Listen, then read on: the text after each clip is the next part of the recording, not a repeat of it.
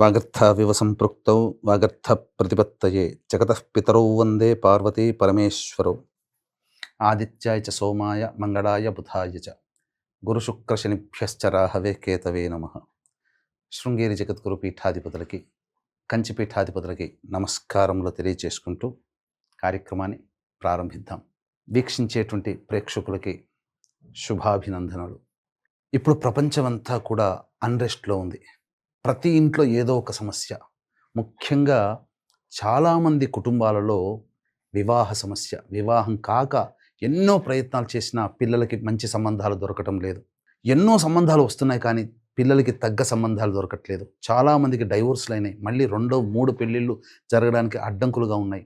అంతేకాకుండా మంచి సంబంధాలు ఎన్ని తెచ్చినా పిల్లలు ఇప్పుడు కాదని దాటవేస్తున్నారు. అటువంటి వారి కోసం ఒక అద్భుతమైనటువంటి పరిహారము. పైగా ఈ కార్యక్రమాన్ని ఆశాంతం వీక్షించే ప్రయత్నం చేయండి. ఎందుకంటే ఒక అద్భుతమైనటువంటి రోజు గురించి మీకు తెలియచేయబోతున్నాను. కేవలం పరమేశ్వరానుగ్రహము చేత, పరమేశ్వర సంకల్ప ప్రభావము చేత ఒక గొప్ప మహిమాన్వితమైనటువంటి రోజు గురించి ఈ మధ్యకాలంలో నేను తెలుసుకున్నాను. అనగా సంక్రాంతి సెలవుల్లో. ఆ రోజు ఈ సంవత్సరం ఎప్పుడు వస్తుందా అని చూస్తే జూలై మాసంలో కనబడింది. ఇటువంటి రోజు ఇంకా భవిష్యత్తులో ఎప్పుడు వస్తుందని చూస్తే 2053లో వస్తుంది, 2070లో వస్తుంది. 1885వ సంవత్సరం నుంచి 2110 సంవత్సరం వరకు చూస్తే కేవలం 9 సార్లు మాత్రమే వచ్చింది. కాబట్టి అత్యంత అరుదుగా ఇప్పుడు వచ్చే 13 జూలై తారీఖు రోజున వచ్చే మహామహిమాన్వితమైన రోజు యొక్క విశిష్టత తెలిస్తే ఎవ్వరు కూడా ఆ రోజును వదిలిపెట్టరు. 100 మహాశివరాత్రులు కలిస్తే ఎంత పుణ్య ఫలితము వస్తుందో కేవలం ఆ ఒక్క రోజుకి మాత్రమే వస్తుంది. కాబట్టి ఈ విషయం తెలుసుకొని నేను పాటిస్తే నా కుటుంబం నేను బాగుంటాం. కానీ గురుస్థానంలో కూర్చున్నాను. అందరికీ ఈ యొక్క విషయం తెలియాలి. అందరూ బాగుండాలి. మీరు బాగుంటే, సంతోషంగా ఉంటే పరమేశ్వరుడు మీ సంకల్పం నెరవేరడానికి నన్ను సమిధిగా వాడుకున్నాడని చాలా సంతోషిస్తాను. ఎందుకు చెప్తున్నానంటే ఎంతో ఉద్వేగముతో, ఎంతో సంతోషముతో, ఆనందముతో ఈ విషయాన్ని మీతో పంచుకోవడానికి సిద్ధపడ్డాను. కాబట్టి ఈ కార్యక్రమం ఆశాంతం వీక్షించండి. ఆ రోజు శివానుగ్రహం కోసం ఏం చెయ్యాలి? ఎందుకంటే శివాజ్ఞ లేనిదే చీమైన కుట్టదు. ఆ పరమేశ్వర సంకల్పం ఉంది కాబట్టే నాకు తెలిసింది. ఈ తెలిసిన విషయం 10 మందికి తెలియచేయాలనే సంకల్పం కాబోలు పరమేశ్వరుడు నా ద్వారా చెప్పిస్తున్నాడు. కాబట్టి ఈ కార్యక్రమం వినడం, ఈ కార్యక్రమంలో చెప్పిన విషయాన్ని ఆశాంతం ఆకలింపు చేసుకుని ఆ పరిహారం చేయడం వరకు మీ వంతు. కానీ అత్యంత శీఘ్ర ఫలితము ఆ పరమేశ్వరుడు దగ్గరుండి కార్తీక మాసంలో మీ సంకల్పం నెరవేరుస్తాడు అని చెప్పడంలో ఏమాత్రం సందేహం లేదు. ఇక వివరాల్లోకి వెళ్ళిపోదామా? వివాహ సమస్య. ప్రతి ఇంటిలో కూడా ఈ యొక్క సమస్య ఎక్కువై కూర్చుందండి. కాబట్టి ఈ వివాహ సమస్యకి సంబంధించి శివానుగ్రహం కోసం ఏం చెయ్యాలి? 13 జూలై రోజున వస్తుంది. శివుడికి జన్మ నక్షత్రమైన ఆరుద్ర నక్షత్రం. శివుడికి అత్యంత ప్రీతికరమైన వారము సోమవారము. శివుడికి సంబంధించినటువంటి తిథి కృష్ణపక్షము చతుర్దశి తిథి, మాస శివరాత్రి. ఈ 3 అత్యంత అరుదుగా కలిసి వచ్చాయి. కాబట్టి ఇక ఆ రోజున మీరేం చెయ్యాలి అనేటువంటి విషయం గురించి తెలియచేస్తాను. ఎందుకంటే ఏ సమస్యకైనా 2 రకాల పరిష్కారాలు. ఒకటి మానవ పరిష్కారం, మీకు మీరుగా చేసుకోగలిగేటువంటిది. దైవ పరిష్కారం అంటే దైవం మంత్రాధీనం, తన్మంత్రం బ్రాహ్మణాధీనం. కాబట్టి బ్రాహ్మణుల ద్వారా ఈ కార్యక్రమం ఏ విధంగా నిర్వహించుకోవాలి? అందుకనే గత 2 దశాబ్దాలుగా మీరు చూస్తున్నారు. అత్యంత నియమనిష్టలతో, నిజాయితీతో ఎన్నో కార్యక్రమాలు మీ బాగు కోసం చేయించడం జరిగింది. ఆదరించారు కూడా. కాబట్టి దీన్ని దృష్టిలో పెట్టుకుని మీకు అందరికీ మంచి జరగాలనే సదుద్దేశంతో 13 జూలై రోజున అరుణాచల క్షేత్రంలో కానీ, శ్రీకాళహస్తి క్షేత్రంలో కానీ మీ జాతకరీత్యా కలుగు విద్య, వివాహ, ఉద్యోగ, దాంపత్య, అనారోగ్య సమస్యల నివారణకి, అలాగే మేష, మిథున, కర్కాటక, సింహ, కన్య, వృశ్చిక, ధనస్సు, కుంభ, మీనరాశుల్లో జన్మించిన వారికి శనిదోష నివారణ. ఇప్పుడు ఆన్లైన్ సర్వీస్లో చాలామంది అనేక రకాలుగా చేయిస్తున్నారు. ఎవరు చేయిస్తున్నారో, ఎలా చేస్తున్నారో తెలియదు. వీడియోలు మాత్రం వస్తాయి. కానీ ఒక వ్యక్తిగా నిబద్ధతతో 2 దశాబ్దాల కాలంగా నేను చేయిస్తున్నాను. అనేక కార్యక్రమాలు ఇప్పుడు ఇందులో ఉన్నాయి. కేవలం ఒక్క హోమమే కాదు. ఆరోగ్యం కోసం మృత్యుంజయ హోమం, అలాగే వివాహ ప్రాప్తికి, ధనాభివృద్ధి, జనాకర్షణ, ధనాకర్షణ, పదవీ యోగానికి లక్ష్మీ హోమము, స్వయంవరకళా హోమము, అలాగే నరదృష్టి, నరఘోష, ప్రయోగ బాధలు, కోర్టు సమస్యలు, శత్రుబాధల నివారణకి సుదర్శన హోమం. అలాగే ప్రధానంగా ఇప్పుడు కాలసర్పదోషంలో నడుస్తుంది. గత 2 నెలలుగా కాలసర్పదోషం. ఎవరైతే కాలసర్పదోషంలో జన్మించి ఉన్నారో గత 2 నెలలుగా, ఇక గత కొన్ని సంవత్సరాలుగా కాలసర్పదోషంలో జన్మించిన వాళ్ళు ఉంటారు కదా, ఆ దోష నివారణకి రాహుకేతు హోమాలు, మరియు గురువు కర్కాటక రాశిలో సంచారం చేస్తున్నాడు. కాబట్టి మేష, వృషభ, కర్కాటక, సింహ, అలాగే ధనుస్సు, కుంభరాశుల్లో జన్మించినటువంటి వారికి ఈ యొక్క దోష ప్రభావం ఎక్కువగా ఉంటుంది, గురుదోషం. ఆ దోష నివృత్తికి గురుదోష నివారణ హోమాలు. అకాడమిక్ ఇయర్ ప్రారంభమైంది ఇప్పుడు పిల్లలకి. కాబట్టి సరస్వతి అనుగ్రహం కోసం సరస్వతి దక్షిణామూర్తి హోమాదులు, అలాగే ఉద్యోగం కోసం హోమాదులు, దాంపత్యం కోసం హోమాది కార్యక్రమాలు.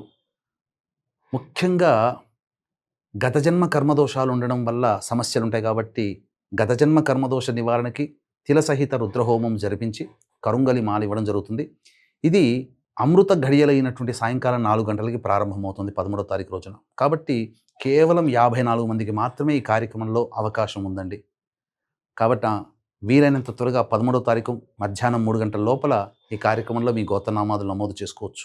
ఇక ఎక్కువ మంది నమోదు చేసుకున్నట్లయితే ఎక్కువ మంది బ్రాహ్మణులను పెట్టి శాస్త్ర సహితముగా ఈ యొక్క కార్యక్రమాన్ని నిర్వహించడం జరుగుతుంది. వీడియోలు కూడా పంపించడం జరుగుతుంది. ఇక వివరాల్లోకి వెళ్ళినట్లయితే వివాహ దోష నివృత్తికి ఈరోజు ఏం చేయాలి? ముందుగా చక్కగా మారేడు దళాలు ముందు రోజు శుభ్రపరచి పెట్టుకొని దానిమ్మ పుల్ల కలములో కుంకుమను నీటిలో కలిపి శ్రీరామ అనే అక్షరం రాసి పెట్టుకోవాలి. గరిక పోచల్ని దగ్గర పెట్టుకోవాలి.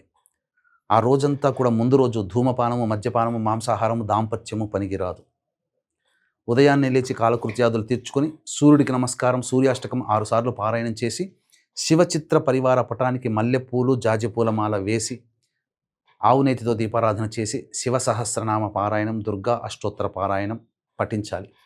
తదనంతరం ఈ యొక్క మంచిగా బియ్యాన్ని చక్కగా కడిగి గంజి వార్చినటువంటి అన్నాన్ని ఒక బట్ట మీద వేసి చల్లారిన తర్వాత పొలుసులుగా ఉంటుంది, ముద్దగా ఉండకూడదు అన్నం.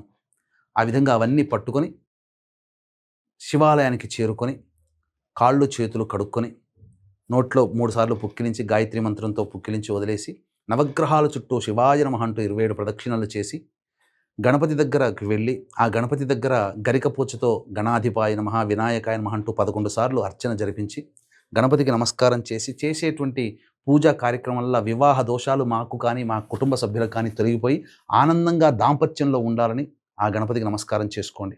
తర్వాత సుబ్రహ్మణ్య స్వామిని, అమ్మవారిని దర్శించుకోండి. నంది దగ్గరికి వచ్చి నంది చెవిలో మీ యొక్క సంకల్పం, నా సంకల్పము నా ప్రతినిధిగా నీవు నీ తండ్రికి చేరవేయవయ్యా అని చెప్పి ఆ నందికి చెప్పి ఆనందముగా ఆ పరమేశ్వరునికి దర్శించి నమస్కారం చేసుకొని అవకాశం ఉంటే అంతరాలయంలో లేకపోతే బాహ్యాలయంలో శివలింగం ఉంటుంది. ఆ శివలింగానికి పంచామృతాలతో అభిషేకం జరిపించడం. తదనంతరం ఇక పటిక బెల్లము, నవబోద్గడ్డ, మిశ్రి అంటారు, వాటిని మెత్తగా దంచి ఆ పొడిని నీటిలో వేసి ఆ నీటితో ఈశ్వరునికి అభిషేకం జరిపించి తెచ్చుకున్నటువంటి వండి వార్చినటువంటి అన్నము ఉంటుంది కదా, చల్లబడుతుంది కదా, ఆ అన్నంతో కూడా ఈశ్వరునికి అభిషేకం జరిపించి గన్నేరు పూలు, మల్లెపూలతో అర్చన చేయాలి. వెంట తెచ్చి పెట్టుకున్నటువంటి గరిక పోచలు అలాగే మారేడు దళాలతో అర్చన చేయాలి. నైవేద్యంగా పండ్లు, ఇతర పదార్థాలు పెట్టాలి. ఆ పరమేశ్వరుని సంకల్పం, పరమేశ్వరునికి మీ యొక్క సంకల్పాన్ని నెరవేర్చాలి. ఇక చాలు, మీరు చేయాల్సిందల్లా ఇది. ఉపవాసం ఉండదలిస్తే సాయంకాలం వరకు వేచి చూచి సూర్యాస్తమయం వరకు ఉండగలిగితే ఆ రోజంతా ఉండండి, తెల్లవారి దాకా ఉండండి. లేకపోతే సూర్యాస్తమయం వరకైనా కానీ ఉపవాస నియమాన్ని పాటిస్తూ ప్రదోషకాలంలో శివ అర్చన జరిపించుకొని ఆకాశం వైపు ఒకసారి నమస్కారం చేసి రాత్రిపూట భోంచేయండి. ఉండగలిగినటువంటి వాళ్ళు, శక్తి ఉన్నటువంటి వాళ్ళు, ఎందుకంటే 100 మహాశివరాత్రులతో సమానమైన రోజుది. కాబట్టి ఇటువంటి రోజుని మిస్ చేసుకోకండి. కాబట్టి ఆ రోజంతా భక్తి శ్రద్ధలతో, నామస్మరణతో, శివ మహిమ్న స్తోత్రంతో పారాయణం చేసి, ఉదయాన్నే చక్కగా కాలకృత్యాదులు తీర్చుకొని స్నానం ఆచరించి, సూర్యుడికి నమస్కారం, సూర్యాష్టకం 6 సార్లు, అలాగే ఏ విధంగానైతే చిత్ర పరివార పటానికి పూలమాల వేసి నమస్కారం చేసుకొని, శివ సహస్రనామ పారాయణం చేసుకొని, స్వామికి పండో, ఫలమో ఏదైనా కానీ నైవేద్యంగా పెట్టండి. అనాథలకి, వృద్ధులకి, వికలాంగులకి అన్నదాన కార్యక్రమాలు, తినే పదార్థాలు పంచిపెట్టి, తదనంతరం ఇంట్లో వచ్చి భోజనం చేయండి. ఇది మీరు చేయాల్సిన డ్యూటీ. ఇక ఆ పరమేశ్వరుడికే వదిలిపెట్టండి. మీ యొక్క సంకల్పం అచిరకాలంలో అనగా కార్తీక మాసం లోపల మీ సంకల్పం నెరవేరుతుంది. ఇంట్లో పెళ్లి బాజాలు మోగుతాయి.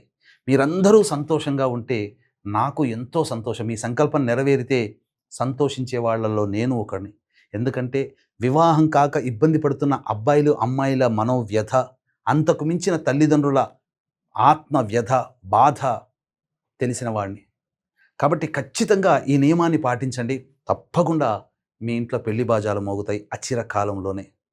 అవకాశం ఉంటే మన పీఠమాధ్వర్యంలో అరుణాచలంలో కానీ, లేదా కాళహస్తి క్షేత్రంలో కానీ ఆ 13వ తారీఖు జూలై రోజున సాయంకాలం 4 గంటలకి ప్రారంభమయ్యే కార్యక్రమంలో మీ వంతుగా గోత్రనామాదులు నమోదు చేసుకోండి. తప్పకుండా ఆచరించి మీరందరూ సంతోషంగా ఉండాలని మనస్ఫూర్తిగా కోరుకుంటూ